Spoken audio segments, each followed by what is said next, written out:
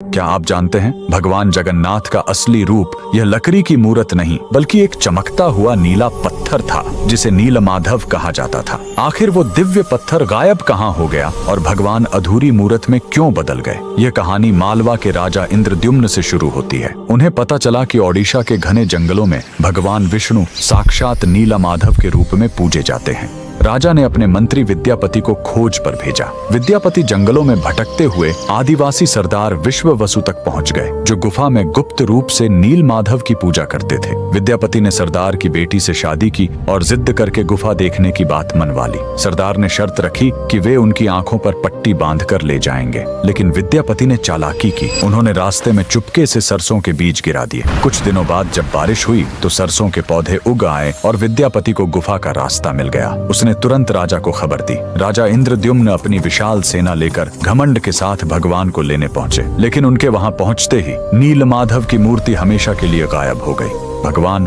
अपने भक्त विश्ववसु के साथ हुए धोखे और राजा के घमंड से नाराज थे। राजा ने रोकर माफी मांगी और अन्न जल त्याग दिया। तब आकाशवाणी हुई, मैं अब उस पत्थर के रूप में नहीं मिलूंगा, अब मैं समुद्र तट पर एक लकड़ी के लट्ठे के रूप में आऊंगा। कुछ समय बाद पुरी के समुद्र तट पर एक विशाल अद्भुत लकड़ी का लट्ठा तैरता हुआ आया। राजा समझ गए कि यही भगवान का नया रूप है। उन्होंने तुरंत आदेश दिया कि इस पवित्र लकड़ी से भगवान की मूर्ति बनाई जाए, लेकिन समस्या यह हुई कि वह कोई साधारण लकड़ी नहीं थी। जैसे ही राज्य के बड़े बड़े कारीगर उस पर छेनी हथौड़ा चलाते, उनके औजार ही टूटकर बिखर जाते। उस दिव्य लकड़ी पर खरोंच तक नहीं आ रही थी। तब स्वयं भगवान विश्वकर्मा एक बूढ़े शिल्पकार के रूप में आए। उन्होंने कहा, मैं इससे मूर्ति बनाऊंगा, लेकिन मेरी एक शर्त है, 21 दिनों तक कमरा बंद रहेगा। अगर बीच में दरवाजा खुला तो मैं काम छोड़कर चला जाऊंगा। राजा मान गए। 15 दिनों तक अंदर से छेनी चलने की आवाज आती रही, लेकिन फिर सब एकदम शांत हो गया।